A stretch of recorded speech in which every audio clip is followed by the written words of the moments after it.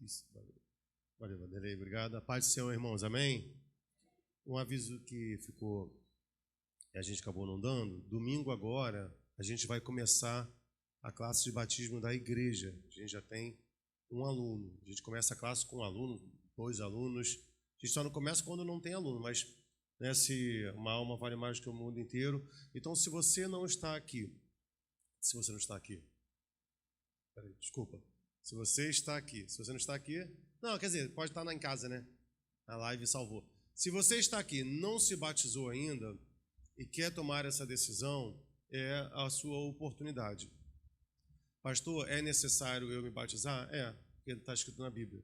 E acabou, está lá. A Bíblia diz que aquele que crê e for batizado será salvo. O batismo, ele é uma aliança do cristão, ele é a aliança que a gente bota no dedo, né? É a mesma coisa que você virar para sua esposa e a sua esposa, né, a não ser por alguma coisa fora do comum, né, o dedo que inchou, ou vai trabalhar, mas é você querer estar casado e não usar aliança. E o outro vou virar para você e falar assim, lindão, tá sem aliança por quê? É a mesma coisa o crente que não se batiza, ele quer ser crente, mas ele não quer confessar para o mundo e para todos que ele é uma nova criatura. O batismo é isso. O batismo, ele é a declaração da nossa fé. Ele é a declaração pública de uma fé. Ele é o símbolo do novo nascimento. Então, se você deseja passar pelas águas do batismo, eu convido você, domingo, 9 horas da manhã, nós estamos aqui e começaremos com a próxima classe de batismo. Davi, por enquanto, é o único aluno da classe de batismo. Sim ou não, Davi? Hein? Vou te segurar um tempão na água, porque se eu encher esse batistério só por causa de você, vou te deixar lá no batistério o culto todo. Tá bom? Amém? Vamos lá, queridos. Quero convidar você a se colocar de pé. Eu bem fiz a artezinha da pregação de hoje. Está lá em algum lugar. Você está no grupo da igreja, eu acho. Está no grupo. Quero convidar você a abrir a sua Bíblia em 2 Timóteo. 2 Timóteo, capítulo 3.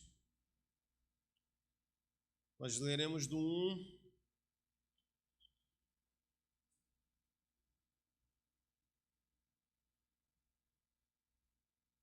até o 15. Valeu! Nós estamos no mês da família, maio, e aí nós estamos dedicando esses momentos dessas ministrações para estar falando sobre os valores de Deus para a nossa família, aquilo que Deus tem para nós. Nosso desejo que sejam momentos de edificação, de Deus gerar alicerce para a nossa casa. Amém? 2 Timóteo 3, do 1 ao 15. Eu vou ler e a igreja pode me acompanhar. Isso. Sabe, porém, isto, nos últimos dias sobrevirão tempos difíceis, algumas versões diz trabalhosos, né? Pois os homens serão egoístas, avarentos, jactanciosos, arrogantes, blasfemadores, desobedientes aos pais, ingratos, irreverentes, desafeiçoados, implacáveis, caluniadores, sem domínio de si, cruéis, inimigos do bem, traidores, atrevidos, enfatuados, mais amigos dos prazeres que amigos de Deus, tendo forma de piedade, negando-lhe, entretanto, o poder, foge também destes. Pois entre estes se encontraram os que penetram sorrateiramente nas casas e conseguem cativar mulherinhas. Minha versão diz mulherinhas. Qual é a versão que está dizendo aqui? Mulheres. São mulheres, né? Sobrecarregadas de pecados, conduzidas de várias paixões, que aprendem sempre e jamais podem chegar ao conhecimento da verdade. E do modo porque Janes e Jambres resistiram a Moisés, também esses resistem à verdade. A verdade. São homens de todo corrompidos na mente, réprobos quanto à fé. Eles, todavia, não irão avante, porque a sua insensatez será a todos evidente, como também aconteceu com o daqueles. Tu, porém, tens seguido de perto o meu ensino, procedimento, propósito, fé, longanimidade, amor, perseverança, as minhas perseguições e os meus sofrimentos, quais me aconteceram em Antioquia, Icônio e Listra, que variadas perseguições tenho suportado. De todas, entretanto, me livrou o Senhor. Ora, todos quantos querem viver piedosamente em Cristo Jesus serão perseguidos, mas os homens perversos e impostores irão de mal a pior, enganando e sendo enganados. Tu, porém, permanece naquilo que aprendeste, e de que foste inteirado, sabendo de quem o aprendeste, e que desde a infância sabe as sagradas Escrituras, que podem tornar-te sábio para a salvação pela fé em Cristo Jesus. Vamos orar? Senhor nosso Deus, nós te louvamos, bendizemos o teu nome. O presbítero Vanderlei já orou. Deus, nesse momento, Deus, eu desejo orar mais uma vez. Senhor, em nome de Jesus, que haja, Pai, uma liberação, Deus, de sabedoria sobre nossas vidas neste momento. Que saímos daqui, Deus, mais aptos a construir um lar que te agrada, Senhor. Uma casa que expressa as verdades do teu reino. Deus, em nome de Jesus, eu te peço nessa noite. Amém e amém. Você pode sentar, querido?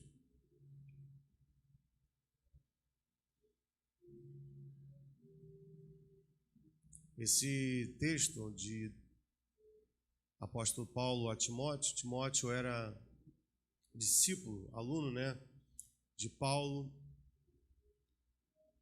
Eu lembro que uma vez, Timóteo, que devia ter umas faixas de 35 anos a 40, era um jovem, e uma vez eu conversando com alguns alunos, né, e eles eram daquele modelo celular de igreja, e tinha uma aluna que ela tinha 15 anos, acho que 15, um monte de alunos, ele era um líder de célula.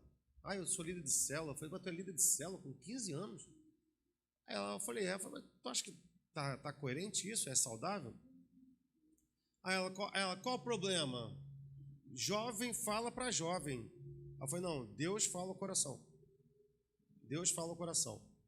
E não precisa ser jovem para falar para jovem, senão um padre nunca falaria para um casamento ou para um casal. A gente não depende da nossa experiência para aconselhar outras pessoas. A gente precisa falar no Senhor. Porque minha vida é minha vida, tua vida é tua vida. O que aconteceu na minha vida não serve para a tua. A gente aconselha as pessoas no Senhor, não segundo as nossas experiências. Ou o que você fez com um filho, você fez com outro, e dá certo. Cada um é cada um, né? Cada caso é um caso. E aí tinha um outro jovem também que ele era crente, filho de pastor, ele era um pouquinho altivo. Aí ele falou assim para mim, você está sabendo pouco da Bíblia, tá? Porque Timóteo, a Bíblia diz que ninguém deveria desprezar a sua mocidade. Eu falei, o rapaz, ele devia ter, o moço Timóteo aí, ele tinha uma faixa de uns 40 anos, esse moço. Era um jovem, era um jovem. Amém, irmão? Amém, pessoal de 40? Pô, pelo amor de Deus, né? Ajuda aí, né? Nós que estamos aqui na faixa do 40. Mas era um jovem.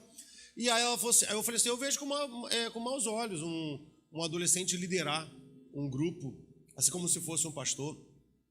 Ela, por quê? Eu falei, se chegar uma menina que foi violentada sexualmente por alguém na sua casa, qual é a estrutura que você tem? De estar dando apoio espiritual, sabe, de aconselhamento para essa menina? Qual é a estrutura que você tem? Qual é o caminho que você vai seguir? Né? Mas as pessoas acabam tratando essa forma do pastoreio, né, com leviandade.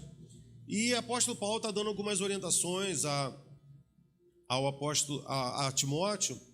E Timóteo ele vai virar um pastor e ele vai liderar pessoas, ele vai pastorear pessoas. E o apóstolo Paulo começa a dar algumas orientações para Timóteo.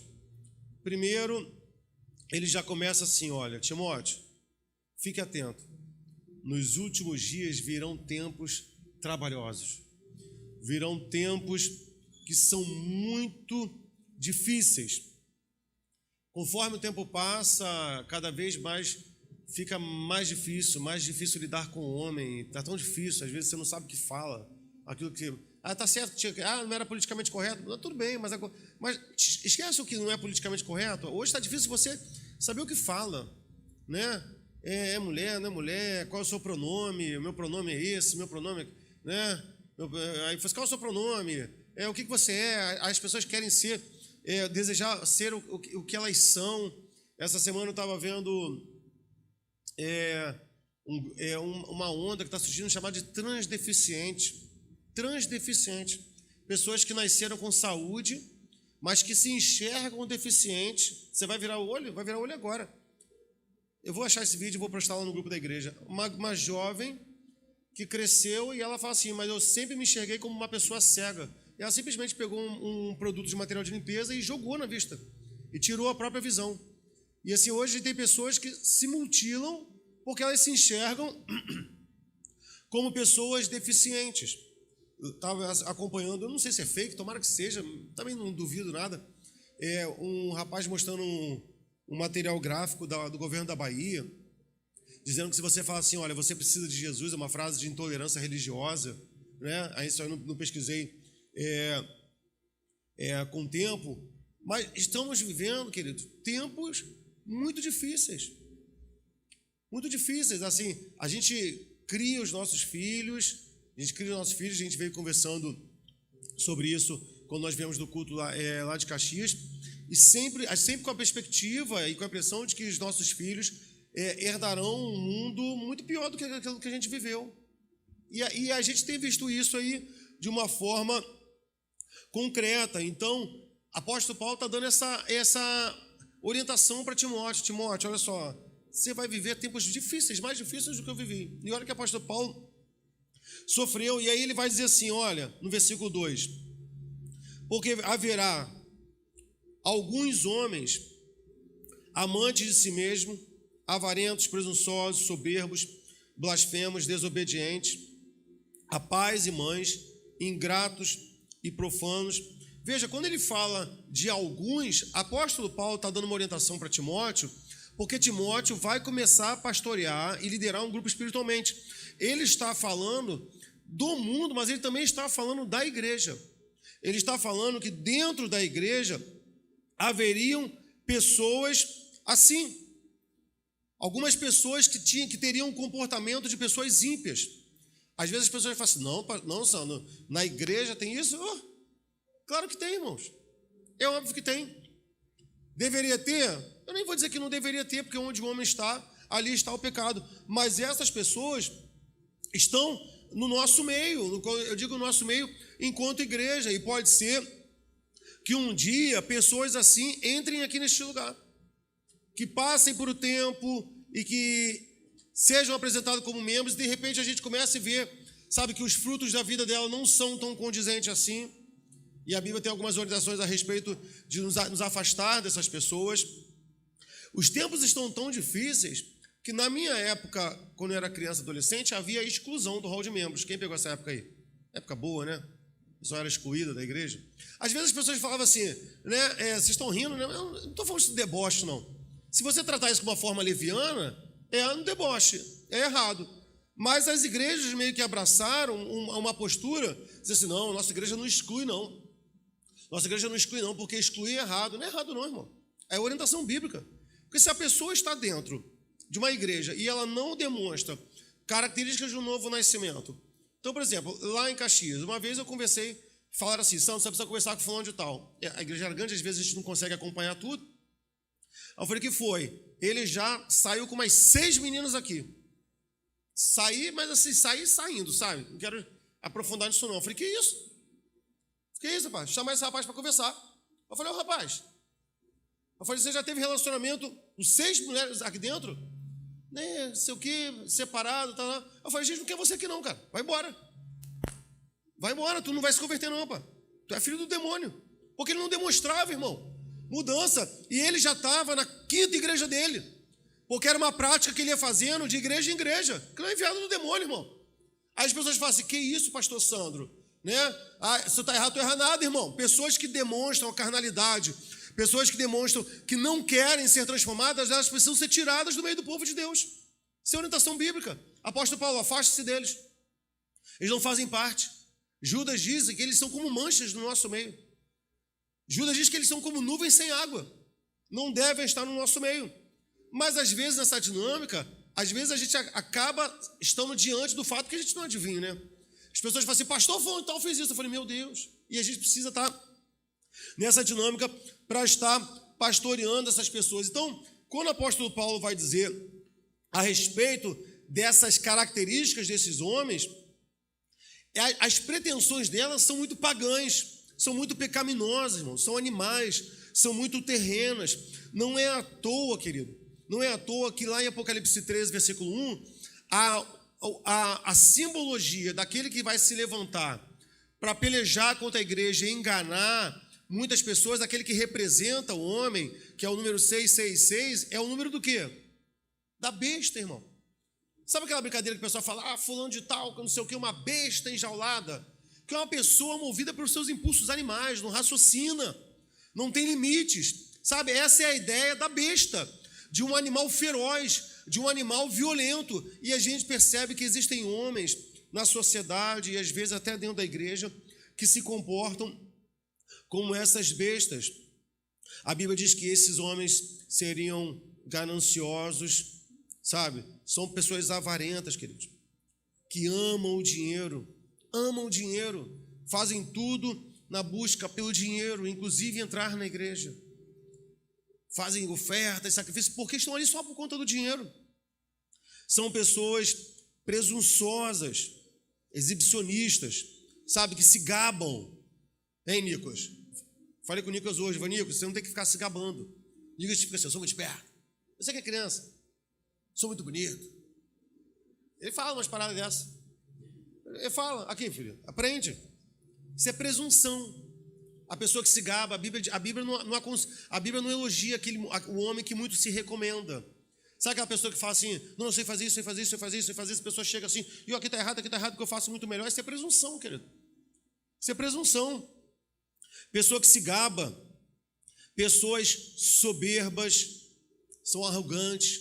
O soberbo sempre se mostra superior aos outros, ele é sempre melhor. Ele prega melhor, ele canta melhor, ele toca melhor. Não sei o que ele está fazendo na terra ainda. Vai ser um defunto tão melhor. É ou não é, irmão? A gente não merece, a gente não é digno dessa pessoa aqui no nosso meio. As pessoas usam por causa da soberba do dinheiro, soberba da saúde, às vezes a soberba por causa da conta da beleza, existe a soberba da juventude. Às vezes eu estou dando aula e meus alunos falam assim, você é velhão. Aí eu falo, eu te peço perdão por existir. Se a minha existência te ofende, eu te peço desculpa. Eu não queria estar aqui, mas eu estou porque eu preciso trabalhar. Se você puder olhar para o outro lado, você não verá esse velho que vos fala. É soberba, irmão. É soberba. Aí você fala assim, pastor, não responde assim não. É porque eu estou pregando. Eu uso palavras um pouco mais ásperas com ele. Um tom mais firme. Pessoas blasfemas, são pessoas difamadoras, malfaladoras, desobedientes a pais e mães. Bruno, Nicolas, de novo aí, ó. João. Características desse mundo. Filhos que não obedecem pai e mãe. Vejo os filhos assim, ó, olhando para um lado e para o outro, meu Deus, será que está falando comigo? Se você é filho, sim. Ingratos, pessoas que não carregam a gratidão dentro de si, pessoas profanas, pessoas que são irreligiosas, negligenciam a fé. 2 Timóteo 3, do 3 a 4, ele vai continuar. Sem afeto natural, irreconciliáveis, caluniadores, incontinentes, cruéis, sem amor para com os bons, traidores, obstinados, orgulhosos, mais amigos dos deleites do que amigos de Deus. Veja, o que ele está dizendo aqui? Olha, esses homens, eles são amigos do deleite, dos deleites. O que é deleite? Deleite começa com prá, termina com zer. Cara, vocês são demais, vocês arrebentam, parabéns. Deleite é prazer, é aquilo que me alegra. Veja, eles não amam as circunstâncias ou as pessoas e isso lhes causa prazer. Compreende? Então, por exemplo, eu amo estar aqui na companhia dos meus irmãos, na comunhão. Isso me causa prazer. Eu amo o prazer? Não, o prazer é uma consequência. Eu amo as pessoas. Eu amo os meus irmãos. Eu amo a minha família. Eu amo a minha esposa. Isso me causa prazer. Mas o apóstolo Paulo não está dizendo isso. Ele está dizendo que eles amam o prazer. Eles amam a consequência, o resultado. Existem pessoas que se aproximam de Cristo por amar a Cristo. Outras pessoas amam o prazer que eles acham que Deus pode gerar e proporcionar para a vida dessa pessoa. Parece que é a mesma coisa, mas não é. Porque se você está com uma pessoa que ela está contigo porque você dá prazer a ela, mas ela não te ama, e sim ela ama o prazer que você gera, uma hora você não vai aguentar de tanto ter que agradar essa pessoa. Porque no momento em que você não agradá-la, ela vai te abandonar. Porque ela não te ama, ela ama é o prazer. É por isso que muitas pessoas não persistem no evangelho. Porque eles não amam a Deus, eles amam é o prazer. E aí, o apóstolo Paulo está dizendo aqui, olha, eles são mais amigos dos prazeres do que amigos de Deus. Veja que o prazer, o deleite, está rivalizando o lugar no altar do coração deles com Deus. É como se o prazer na vida deles fosse o próprio Deus. Eles servem ao seu próprio prazer. Eles são guiados pelo seu próprio prazer. E aí é por isso, comecei a falar aqui do final do versículo, porque ele explica o que ele falou desde o início do versículo 3 e 4. Olha, ele vai dizer aqui, olha, não demonstram afeto, não são afetuosos, não têm afeto natural. E por que eles não demonstram afeto? Porque eles não querem dar prazer, eles não querem oferecer prazer, eles querem prazer, eles são irreconciliáveis. E por que eles são irreconciliáveis? Porque na reconciliação, veja, no concílio, há harmonia, há consenso, há uma briga, houve uma cisão, um cisma, e agora nós vamos nos reconciliar. É desgastante, alguém tem que ceder. Uma pessoa que só quer prazer, ela não quer ceder. Ela não quer abrir mão da vontade dela, ela não quer perder nunca. Eles são caluniadores. O que é uma pessoa que é mentirosa? Por que a pessoa mente? Por quê, querido? Porque ele tem o prazer de fazer com que a pessoa acredite na verdade dele, na palavra dele, mesmo que seja mentira. Ele tem prazer de conduzir a mente, o coração da outra pessoa. São pessoas incontinentes, elas não se contêm, elas fazem o que for preciso. E isso vai ser na bebida, no sexo, no dinheiro, em tudo que lhes dê prazer. Elas são pessoas cruéis. Uma coisa é você, às vezes, tratar uma pessoa mal porque ficou nervosa, e aí está no jogo, pode acontecer. Pode acontecer, querido. Outra coisa é você ser uma pessoa cruel. Uma pessoa cruel é uma pessoa que sente prazer em fazer maldade. Ela sente prazer. E ele vai terminar dizendo que essa pessoa não ama os bons. Olha como é que isso é terrível. Isso é terrível, porque isso está além de uma crítica que Jesus Cristo fez lá em Mateus 5,46. Ele vai dizer assim, olha, se amardes somente os que vos amam, qual é o galardão que vocês têm nisso? Vocês precisam amar os seus inimigos. Olha, Jesus Cristo está criticando aquela pessoa que só ama quem o ama. Eu amo o Bruno. Por quê? Porque ele me ama. Só que aqui no caso do texto de Paulo a Timóteo, ele está dizendo de uma pessoa que não consegue amar nem quem o ama. É a pessoa pior ainda. Ela não consegue. E por que ela não consegue? Porque a gente enxerga, querido, o mundo com a lente dos nossos olhos. A Bíblia diz que se nossos olhos forem luz, todo o nosso corpo será luz, mas se os nossos olhos forem trevas, que grandes trevas serão. Quando a pessoa tem esse tipo de caráter, ela acha que todo mundo tem. E ela não consegue enxergar bondade na outra pessoa, porque a vida dela é assim. A vida dela, a mente, o consciente dela, resolve na busca de prazer, e isso para ela resolve a vida. Isso para ela explica a dinâmica da vida, e ela pensa que todos estão vivendo assim. Ela pensa que todos são assim. Ela é como uma pessoa que boceja porque o outro bocejou. Não sei se você entendeu, vou te explicar. Eu vi isso na televisão, médico falando. Por que quando uma pessoa boceja, você boceja também? Alguém viu isso na televisão? Não? Vou contar uma novidade? Que legal. É porque o teu cérebro, segundo ele, tá, irmão? Não estou inventando, não. É porque quando você vê uma pessoa assim, ó, o teu cérebro, na hora, ele entende assim, esse cara está roubando muito ar. Aí você vai lá e boceja também, para você não ficar sem ar. Aí você fala, que ridículo, é o teu cérebro que faz isso. Não foi eu que inventei. Também não é invenção minha, teoria minha, não. Foi um médico que falou isso. Deixa eu trocar o exemplo. O glutão. Como é que o glutão come, querido? Por que ele come assim? Ele falou, não, ele come rápido. Por quê? Porque ele tem medo que outra pessoa, porque ele acha que todo mundo come igual a ele. E ele acha que a comida vai acabar. E aí ele come desesperadamente. É aquele cara que vai lá e garfa o último pedaço para pensar. Ai, peguei. Aí a pessoa fica olhando assim, não, mas pode pegar, filho. Não, a gente não queria, não. Ele não consegue ver bondade na outra pessoa. Por quê? Porque ele só está em busca de prazer. É por isso que ele trai. É por isso que ele trai. Porque quem ama o prazer, eu vou dar exemplos aqui de time de futebol e depois também de casamento. Você pode amar o seu time de futebol e ele ser campeão, sim ou não? E você está firme ali. Você é fiel ao seu time. Mas a fidelidade, ela te une na glória, mas ela não te afasta na humilhação. Você não vê aquele torcedor fiel abandonando o time porque ele desceu para a terceira divisão. Mas a pessoa que ama o prazer, que no futebol o pessoal diz que é o tal do vira-casaca, a pessoa que ama o prazer, ele só quer a vitória.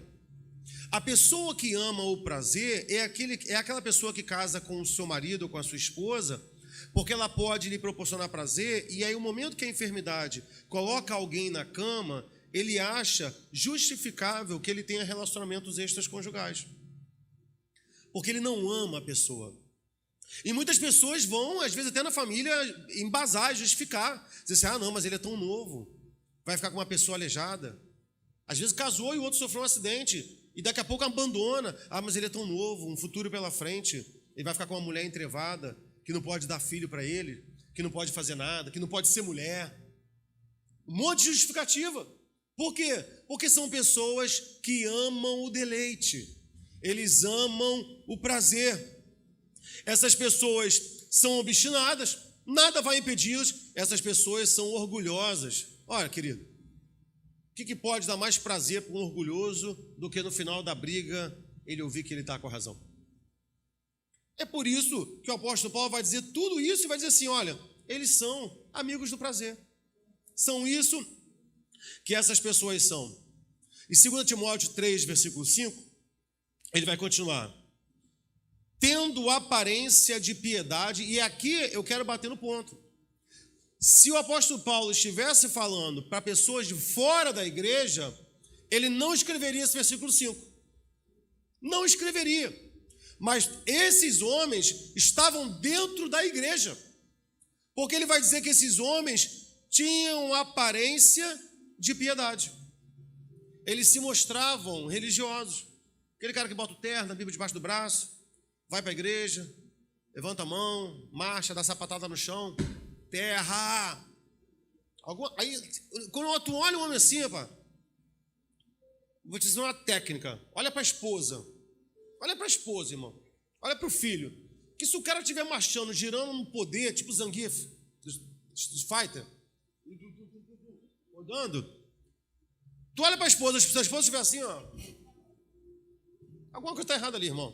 Porque não está justificando, não está sinalizando que aquilo é verdade, não está sinalizando que aquilo é real na sua vida do cotidiano, dentro de casa. 2 Timóteo 3,5, tendo aparência de piedade, mas negando a eficácia dela. E aqui a orientação do apóstolo Paulo. Destes, afasta-te. E aqui vai um conselho para os solteiros que pretendem se casar. Manu, Isabela, Clarinha, daqui a uns 25 anos, né, Michel? Yasmin, os outros são mais novinhos. Aí, ó, Vitória, está aqui na Bíblia. Não quer quebrar a cara? Está aqui. São esses pré-requisitos que você precisa ver. Não é ser tchutchuco, não é ser bonito, não é se beija bem. Não é, vai por mim. Isso lá na frente, isso vai contar muito pouco, quase nada. Quase nada. Quase nada. Porque se você fica com uma pessoa porque ela beija bem, na primeira cirurgia da boca, deu problema.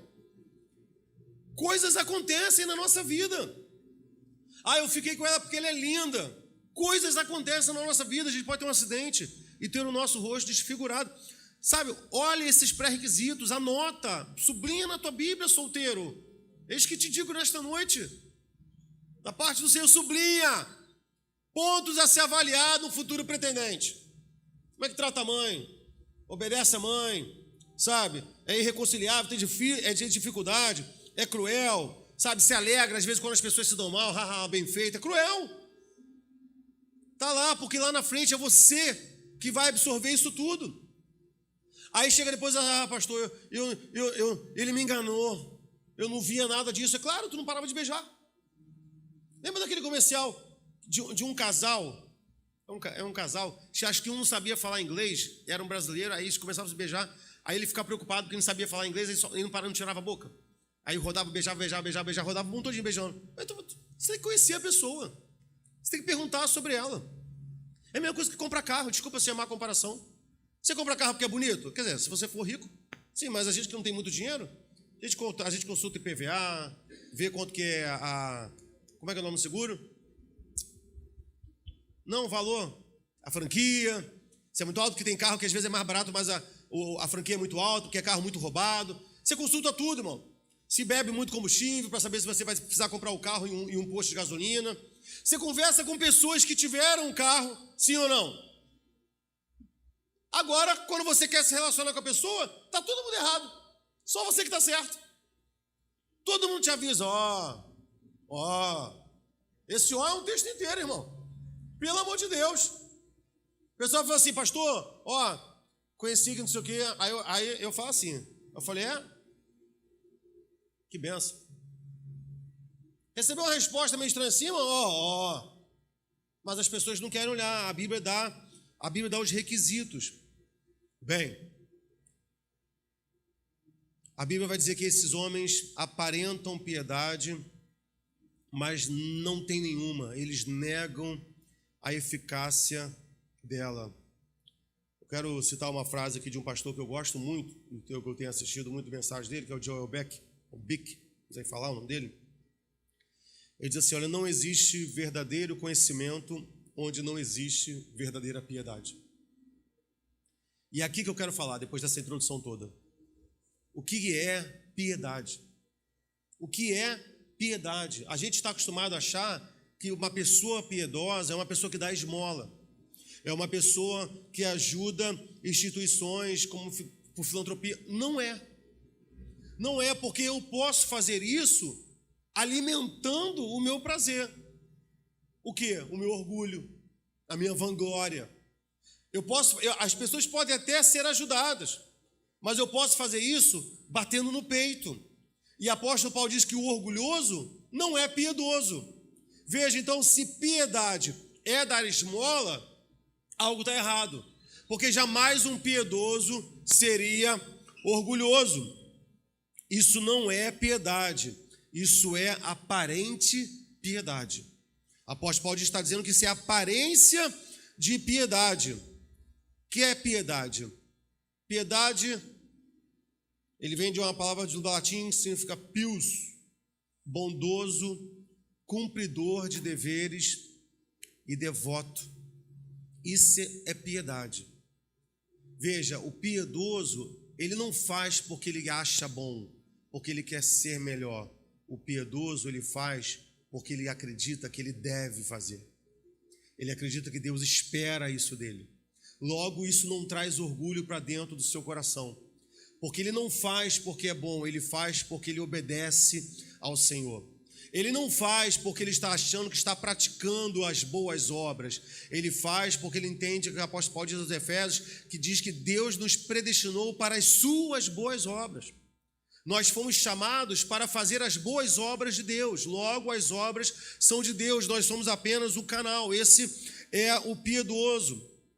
E uma característica do piedoso é que o piedoso, ele é um devoto. E aí, no contrário do piedoso, se você bota o prefixo in, você vai ter o quê? O impiedoso. Quem é o impiedoso? É o ímpio. Logo, o contrário de ímpio é piedoso. E o que o ímpio é? O ímpio é aquele que desagrada ao Senhor. É aquele que vai na contramão do Senhor. Muitas pessoas estão na igreja, como o apóstolo Paulo falou para Timóteo. Timóteo, a igreja está com esses caras lá dentro, mas são pessoas ímpias. São crentes ímpios. São crentes ímpios. São pessoas que estão na igreja cometendo impiedade. Versículo 6 e versículo 8 de 2 Timóteo, capítulo 3. Porque deste número são os que se introduzem pela casa e levam cativas mulheres nécias, carregadas de pecados e levadas de várias concupiscências. Queridos, hoje eu postei um vídeo. Nossa, o vídeo é um nojo. Sabe esse que o pessoal brinca de uma para cá, de uma para lá? Um vídeo que pegaram ele, sabe? Dentro de um hotel com outro homem, enchendo a cara de cerveja, sabe? Um dos meninos que fala em língua num vídeo, no outro vídeo, tá lá com o tal do apóstolo tal, fala assim, que é minha menina, sabe? Todos homossexuais, coisa assim. É porque tem vídeo que eu só boto no grupo do ministério, que eu não boto nem no grupo da igreja, que eu acho tão nojento, né? É assim, tão terrível. E como esses homens estão arrastando multidões. E como esses homens estão arrastando crentes que são nécios, crentes que são tolos, crentes que não têm a palavra de Deus, homens que ficam correndo pela floresta, subindo monte, ministério da mata fechada, que não sei o que, ministério para cá, ministério para lá, arrastando uma igreja nécia, uma igreja tola, uma igreja ignorante, uma igreja que não é conhecedora da palavra de Deus. Não é conhecedora da palavra do Senhor. Às vezes as pessoas falam assim, pastor Santo, você sobe monte? Eu falei, depende. Se a pessoa que estiver visitando morar no morro, eu vou subir. Não, vou monte para orar. Eu falei, não, mas eu oro na minha casa. Qual a diferença? Não tem diferença nenhuma. Não tem diferença nenhuma. Eu acho que Jesus fala, quando você orar, entra no teu quarto, teu pai que te vê em secreto está lá. Ah, mas Jesus subiu o monte, mas tolice, irmão. Tolice não entender, sabe, o momento bíblico de Jesus, sabe, achar que existe uma forma. Ah, não, e a pessoa é do mistério, ela sobe o monte e vai, e essas pessoas estão arrastando. Assim como essas mulheres estão arrastando pessoas cheias de pecado. As pessoas, o pastor Edivaldo que botou um versículo lá no grupo, ele não botou a referência, mas dando a ideia de que você traz o pecador para dentro da igreja para aproximá-lo mais do inferno do que quando ele estava fora da igreja. Tenta achar aí, Mateus. Ele botou lá no grupo do ministério. Existem pessoas, queridos, preste atenção, que estão lá fora da igreja. Aí a pessoa vai e traz ele para dentro da igreja. E quando ele chega na igreja, ele encontra essas pessoas dentro da igreja, por conta de uma liderança frouxa, covarde e fraca, que tolera esse tipo de crente dentro da igreja. Esse é o problema. Porque fica, não, aqui a gente não exclui. Aí você vai deixando aquele jovem que se deita com uma jovem, que se deita com a outra, que se deita com a outra, que pega dinheiro e não paga, sabe, que ofende com o outro, que faz fofoca, que é caluniador, que é mentiroso.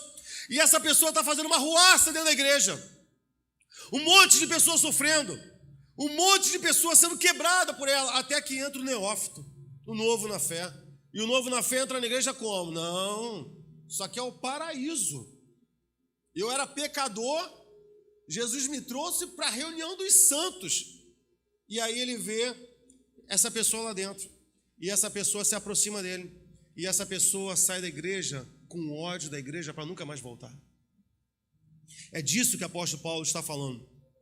São esses líderes, e ele vai continuar, levadas de várias concupiscências, que aprenderam sempre e nunca podem chegar ao conhecimento da verdade. E como Janes e Jambres resistiram a Moisés, assim também esses resistem à verdade, sendo homens corruptos de entendimento e réprobos quanto à fé.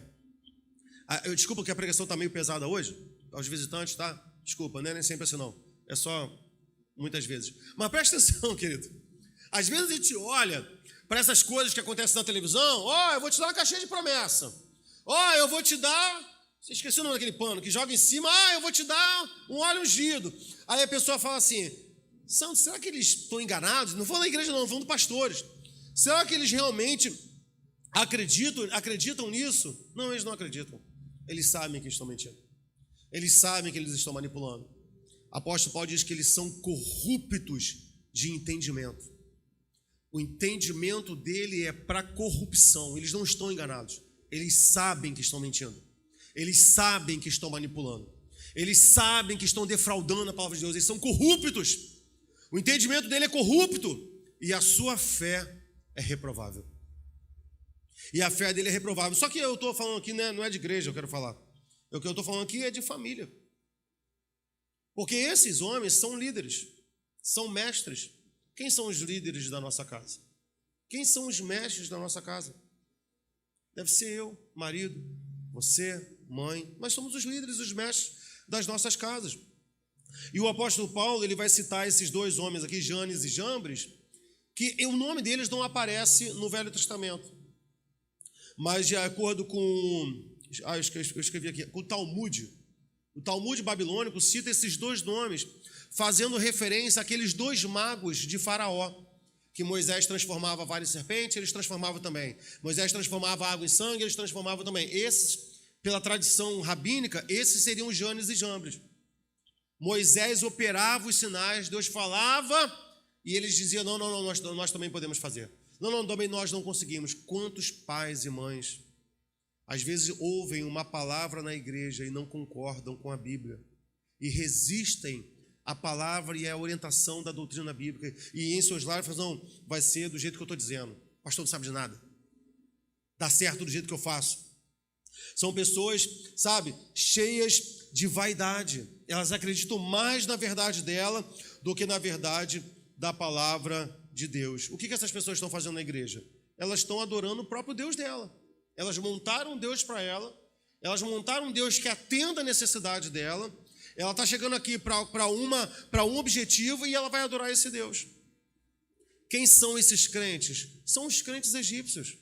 Eles não estão adorando a Deus, eles estão adorando o Deus que ele quer.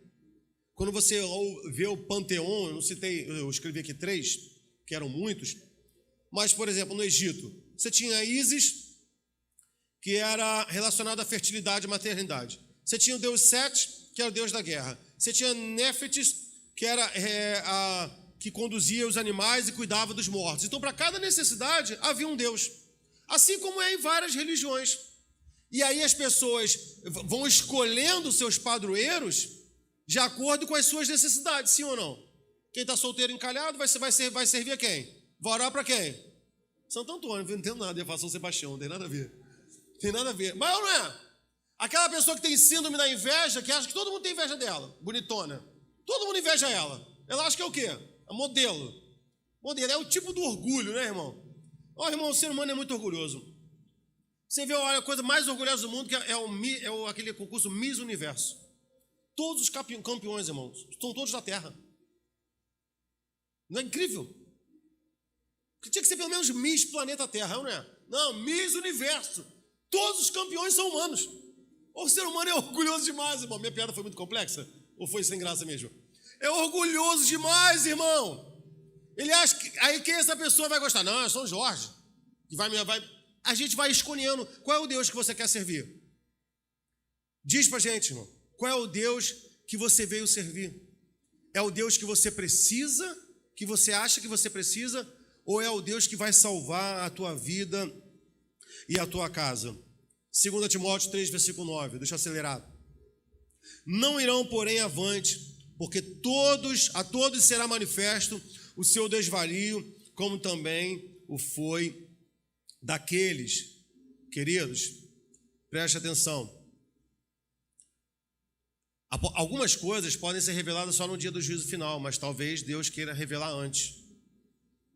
Se não revelasse antes, talvez o nome de Janes e Jambres não estaria aqui, mas Deus desmascarou eles. Eles foram desmascarados.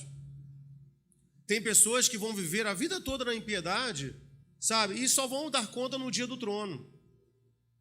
Mas tema a Deus, querido. Tema a Deus, porque pode ser que Deus queira expor a sua vida já agora. E quem é que decide isso? Precisamos ter uma vida piedosa diante do Senhor. Versículo 10 ao 15. Tu, porém, e aqui ele começa a falar do que realmente é piedade. Tu, porém, tens seguido a minha doutrina, modo de viver, intenção, fé, longanimidade, amor, paciência, perseguições e aflições tais quais me aconteceram em Antioquia e em Icônio. E em Listra, quantas perseguições sofri, e o Senhor de todas me livrou. E também todos os que piamente, querido, Deixa eu fazer uma pergunta aqui. Quem aqui quer viver para agradar ao Senhor? Levante a mão. Glória a Deus. Então recebe essa palavra. Recebe no teu interior. Não dá pouco tempo de quebrar isso aqui que é vidro. Todos aqueles que querem viver em Cristo piamente padecerão perseguições. Todos. Todos. Todos padecerão perseguições. Por quê? Porque ir na contramão de tudo que o mundo é uma pedra no sapato, é um desagrado, é alguém que estraga a piada, é alguém que quando está no meio tudo fica sem graça. Porque o mundo é isso aí, o mundo é devassidão, o mundo é impiedade. Continuando, mas os homens maus e enganadores irão de mal a pior, enganando e sendo enganados. Tu, porém, permanece naquilo que aprendeste e de que foste inteirado, sabendo do que tens aprendido, e que desde a tua meninice sabe as sagradas escrituras que podem fazer-te sábio para a salvação pela fé que há em Cristo Jesus. Veja, aqui no versículo 10 e versículo 15, apóstolo Paulo está definindo o que é uma vida piedosa. Uma vida piedosa, ela está relacionada à santidade, a uma atitude correta diante de Deus. Veja, ele fala de doutrina, ele fala de conhecimento, ele fala de modo de viver. Modo de viver, ele fala de intenção, ele fala dos pensamentos, sabe, daquilo que você se propõe. Ele fala de amor, ele fala de paciência. Ele está falando disso. A piedade, segundo o apóstolo Paulo, ela é o nome da verdadeira religião. O cristão é chamado para uma vida piedosa. 1 Timóteo 4, versículo 8, versículo 9, ele vai dizer: porque o exercício corporal para pouco aproveita, mas a piedade para tudo é proveitosa. Sabe aquela frase, eu sou crente, mas não sou bobo? Eu sou crente, mas não bulhe comigo, não? Não, irmão. A piedade para tudo é proveitosa. Se você é cristão, os valores de Cristo devem permear toda a sua vida. Que história é essa? De que, não, eu sou crente ali, não, mas para resolver isso aqui não pode ser crente não, pá. Tem que ser do jeito, não, a piedade para tudo é proveitosa. Para todas as nossas necessidades, para todas as nossas demandas, para todos os nossos desafios. A piedade para tudo é proveitosa, tendo promessa para a vida presente. Sabe esse papo desses crentes que flertam com essa teologia neoliberal, que deitam no colo da graça? Não depende de mim, é porque Jesus que me salva, amém, a gente aprende isso aqui, e a gente fala muito isso, só que Deus espera que o crente tenha uma vida piedosa nessa vida, que a gente pratique piedade nessa vida. Apóstolo Paulo diz: a piedade para tudo é proveitosa, tendo a promessa da vida presente e também da que há de vir. Eu não posso levar a minha vida, enchendo a minha cara, tendo várias mulheres, vivendo como um ímpio, achando que não, é por causa da graça, porque você nunca foi salvo. Porque a salvação gera dentro da minha vida uma vida piedosa. E essa é promessa para esta vida e para a vida que há de vir. A piedade abrange todo o nosso relacionamento com Deus. Só que ela vai, não vou dizer que ela vai além, mas ela apresenta um outro aspecto. A piedade também abrange o trato com a nossa família. A piedade, ela não pode estar apenas num aspecto da minha vida. Eu não posso ser piedoso na igreja, eu não posso ser apenas piedoso no meu trabalho, na minha escola. A piedade, ela também é expressa no relacionamento e como eu trato a minha família, como eu trato os meus filhos, como eu trato a minha esposa. 1 Timóteo 5, versículo 4. Mas se alguma viúva tiver filhos ou netos, aprendam primeiro a exercer piedade para com a sua própria família e a recompensar seus pais, porque isto é bom e agradável diante de Deus. Veja, primeiro exerça a piedade com a sua própria família. Veja, a piedade não tem nada a ver com esmola. Piedade é vida de santidade, é vida comprometida com Deus, com os valores de Deus. E aqui, queridos, sabe, eu te falo assim, com todo carinho, os velhinhos que estão no nosso meio, e que um dia a gente chega aí. Mas cuidar de velhinho não é fácil. Não é, irmão. Tem velhinho, irmão. Aqui na igreja não tem não, tá? Nas outras igrejas que tem. Mas tem velhinho, irmão, que ó, te contar, hein? É chato. É cri-cri. Ô, irmão. Mas acho que é da fase, já tá cansado. Uma vez eu estava saindo com a Ives. Eu não sei se a dona Marina está assistindo, não, mas a filha dela está aqui. Mas a dona Marina, a mãe da Valéria, mora comigo lá. Dona Marina, eu saí, falei, vamos sair, tchau, dona Marina. Aí eu falei assim, esqueci a carteira. Irmão, eu voltei correndo, só para pegar a carteira. Nessa minha ida e nessa minha volta, eu já cheguei no carro com 8 reclamações do Nicolas. Bia, tua avó falou isso do Nicolas. Isso tudo é verdade? Aí ele falou assim, quando que ela falou isso? Ela falou agora. Mas, irmão, e às vezes eu vejo pessoas assim, que às vezes o avô, a mãe está com Alzheimer, ou está com mal de Parkinson. Eu não quero julgar aqui a dinâmica da vida das pessoas. Às vezes a pessoa não tem como mesmo, não dá para julgar. Mas quando a pessoa tem alguém para estar lá, e vai dizer assim, não, é porque você não entende, Sandro, ela é muito difícil, não tem que estar contigo. Apóstolo Paulo está dizendo aqui, olha, exercer a piedade para com a sua própria família e recompensar os seus pais. Não dá para aceitar, irmão. Não dá para aceitar filho que soca o pai e a mãe dentro de um asilo e às vezes tem dinheiro. Bota alguém com ele lá em casa, ele quer estar perto da família. Ah, mas não entende mais nada. Entende sim. Entende sim. Talvez não compreenda. Mas e se não entender mais nada? Problema. É o teu dever recompensar eles. É o teu dever. Ah, mas não ouve, não enxerga, não fala, mas é o teu dever. É o nosso dever, irmão. Recompensar os nossos pais. Porque isso é prática de piedade da família.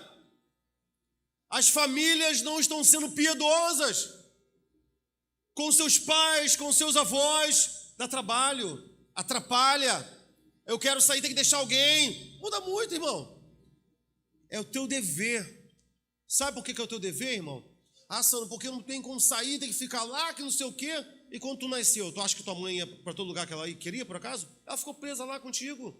Não é com você que não. Mas que desgraçado, irmão. Mastigou o mamilo da mãe, fez sangrar, sugou todo o cálcio da mãe, arrebentou, estourou a estria, plá! Parece um mapa geográfico com os rios.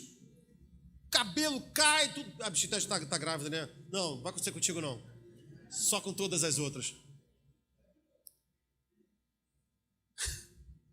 Tu acha que você acha que você vai passear na hora que você quiser? Vai não, irmão. Só se tiver a mãe, não, deixa aqui com a mãe. Não pega não, irmão. Criou. Tá ali, ó. Olha o tempo que a gente prendeu a vida da nossa mãe. Aí chega no final da vida da nossa mãe, na velhice, não, eu boto ela no asilo. É tempo de recompensá-los. É recompensa. A gente deve isso para ele. É nossa dívida. Sabe o que é isso? Piedade. Isso é piedade dentro da casa. E aí, com posse do versículo 4, continuando, que aprendam primeiro a exercer piedade para com a sua própria família e a recompensar seus pais, porque isso é bom e agradável diante de Deus. Isso agrada a Deus. Um filho que recompensa o pai agrada ao Senhor. Zeca, quando você for velhinho, vai lá e chega na casa da Yasmin, filha, cheguei. Você não estava me esperando, mas eu cheguei. Porque eu chegava cansado do trabalho e não esperava que você chorasse, e tu chorava. Eu só queria dormir e tu chorava. Teve uma semana dessa aí, queridos. Cheguei em casa um caco, meu irmão. Eu tenho uma frase que eu estou repetindo, eu repeti para os meus alunos, uma frase que minha prima pregando aqui falou e eu gravei. A frase foi, é justo que muito custe o que muito vale. E às vezes quando eu estou trabalhando, eu estou cansado, e eu penso na minha família, na minha esposa, nos meus filhos, eu repito isso para mim, é justo que muito custe o que muito vale. Então eu não vou reclamar, porque minha família vale muito. Então é justo que muito custe. Sabe, e teve um dia que eu cheguei cansado, querido, cansado. De 7 da manhã às 10 da noite, pisei em casa, o Nicolas toma um remédio controlado, já está arrebatado no Senhor, no terceiro céu. vendo coisas inefáveis. E aí você amou, o remédio do Nicolas acabou. Falei, meu Deus do céu. Aí ela me deu receita, é uma receita difícil, que eu preciso comprar 4 caixas, dificilmente uma farmácia tem, e se você compra, a farmácia segura a receita, porque é de remédio controlado. E eu fiquei batendo, meu irmão, as farmácias da Taquara. Fui na Venâncio, entrando, correndo na Venâncio, baixando, deixa eu entrar. Aí uma tinha 2, outra tinha, só que eu precisava comprar 4 caixas. Aí eles me ligando, cadê você? Eu falei, eu não acho esse remédio, não estou achando esse remédio. Cheguei em casa, já era quase 11h40, e não achei o remédio. É dívida, irmão. Isso agrada ao Senhor. A prática da piedade dentro do nosso lar, isso agrada ao Senhor. E aí, tem muita gente que acha pesado o versículo 8. Que isso? O apóstolo Paulo diz que aquele que não cuida da sua família é pior do que o infiel. Porque veja que a gente está lendo no versículo 4. Isso agrada ao Senhor. O piedoso agrada ao Senhor, o impiedoso não. O impiedoso não. Dá todo o contexto do versículo 8. Mas se alguém não tem cuidado dos seus, e principalmente da sua família, negou a fé. E tem gente que acha isso muito pesado. Que isso? Eu neguei a fé em Jesus só porque eu não cuidei da minha família? Óbvio. Porque servir a Deus é uma vida de quê? De piedade. Quem não é piedoso é o quê? É ímpio. A Bíblia, o apóstolo Paulo diz que eu cuidar da minha família agrada ao Senhor, e isso é exercício de quê? De piedade. Logo, se eu não agrado ao Senhor e eu não tenho uma vida piedosa, o que eu sou? Ímpio. Quantos cristãos ímpios? Como as igrejas estão repletas de pais, de mães e de filhos que se batizaram, que leem a Bíblia, mas são ímpios, que valorizam muito mais as pessoas de fora do que as pessoas de dentro. Estava assistindo um pastor esses dias aí, e talvez até normal, e a gente no culto doméstico que a gente fez, a gente passou o vídeo, mas ninguém viu, né? Estava todo mundo orando. Depois a gente passa de novo. O pastor, ele falava assim, que ele foi almoçar na casa de uma pessoa da igreja e o filho da pessoa derrubou o suco de uva, sei lá, na toalha. E acho que a mãe ou o pai já veio quente para cima do filho. Aí o pastor, não faz isso não. Você ia fazer isso se fosse eu que derrubasse? Vocês viram esse vídeo? Ele rodou. Se fosse eu que derrubasse, você ia gritar comigo? Você ia me bater? Você ia me... não foi tão pouco que você vai fazer com seu filho. Eu nem sou teu parente. Eu nem moro contigo. Eu nem sou sangue do teu sangue. Mas você ia me tratar melhor do que trata o seu filho? Sabe o que é isso, querido? Impiedade. Eu não estou aqui para te ofender. Eu estou aqui para a gente gerar um confronto para a nossa vida. Eu preciso demais dessa palavra. Preciso muito dessa palavra, irmão. Eu preciso. Quando a gente estava falando sobre... A gente está usando aquele... Cada dia, né? Qual é o nome do livrinho? Pão Diário. E a gente estava falando sobre deserto. E eu falei assim, qual é o deserto? Qual é que eu preciso de ajuda de Deus? Eu falei, eu preciso ser mais longânimo. Preciso ser mais paciente. Falei isso com os meninos. É difícil, irmão. Hoje, na hora do almoço lá, para fazer o churrasco, eu falo para eles, guarda a bicicleta. Guarda esse skate. Porque eles botam o skate assim, lá tem um degrau alto. Eu falei, a dona Marina vai pisar aqui nesse skate, ela vai voar, vai morrer. Mas eles não guardam o skate, meu irmão. E aí, hoje eu fui perto da churrasqueira, meu irmão, eu pisei naquele skate. Mas uma dor no pé, irmão. Porque o skate estava virado. Eu não caí não, mas ele estava virado. Mas eu dei um chute, mas me deu um nervosismo. Aí eu varei o skate dentro da piscina. O skate e a bicicleta do João, que eu já tinha pedido para não deixar no meio, no caminho. E aquela água gelada, o João assim, o que é isso, irmão, que eu fiz? Impiedade. Que isso, pastor? Jamais vou sair da igreja, jamais esperava que você fizesse isso. Meu irmão, se eu contar tudo, não vai ficar um aqui.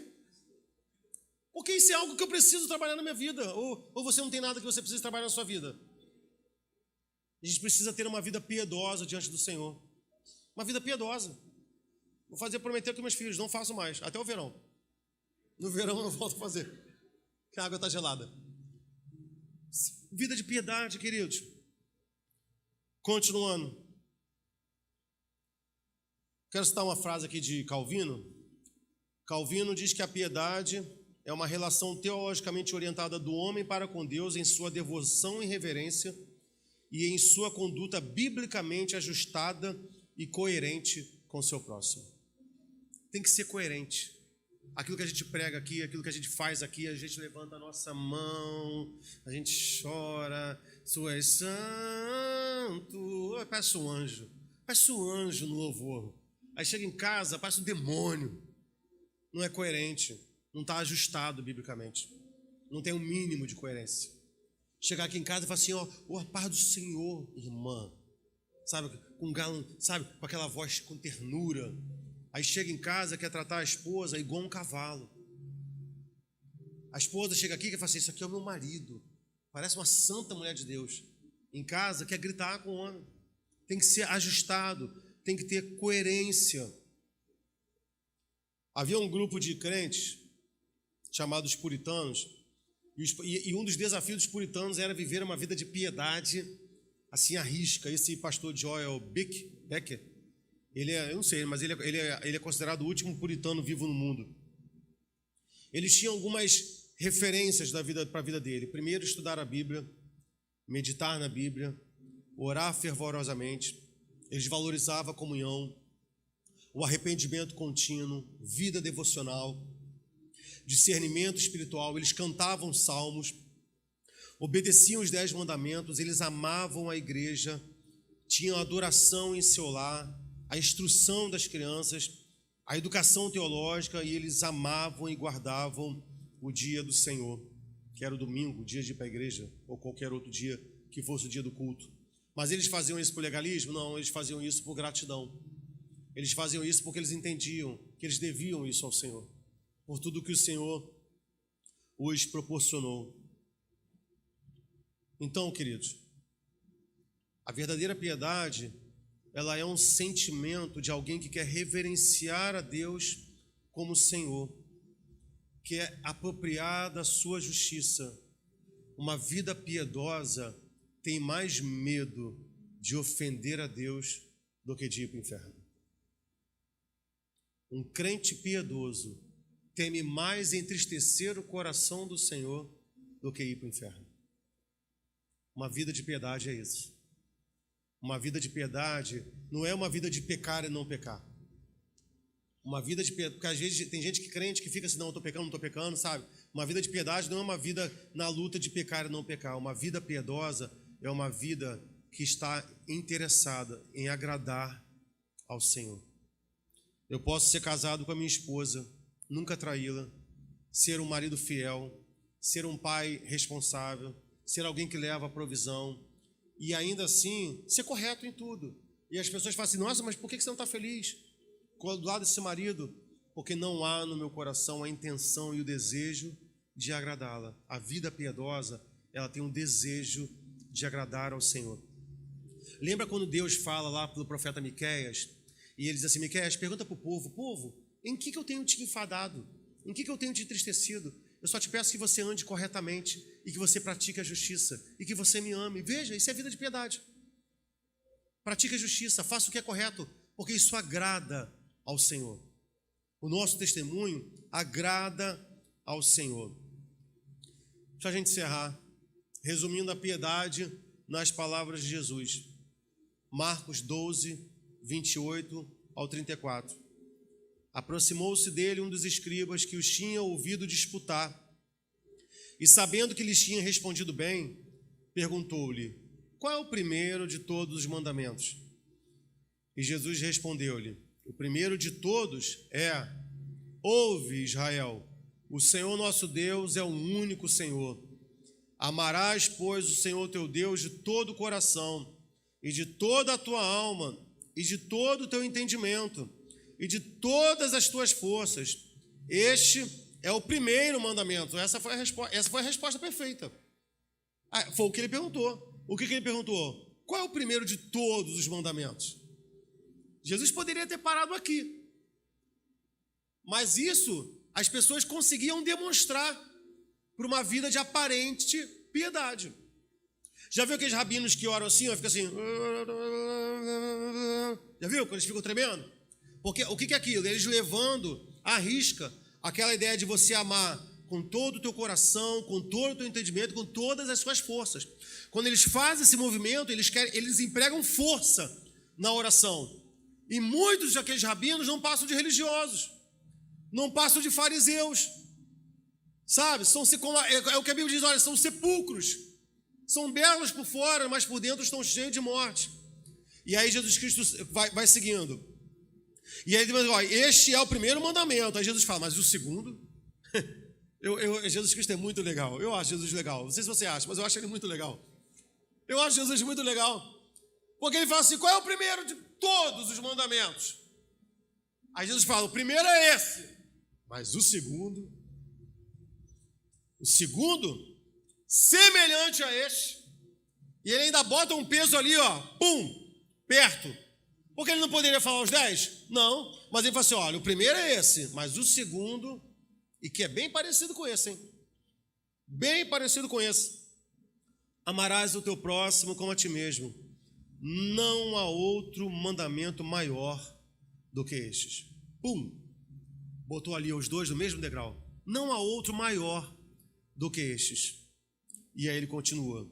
E o escriba lhe disse, muito bem, mestre, e com verdade dissestes que há um só Deus, e que não há outro além dele, e que amá-lo de todo o coração, e de todo entendimento, e de toda a alma, e de todas as forças, e amar o próximo como a si mesmo, é mais do que todos os holocaustos e sacrifícios.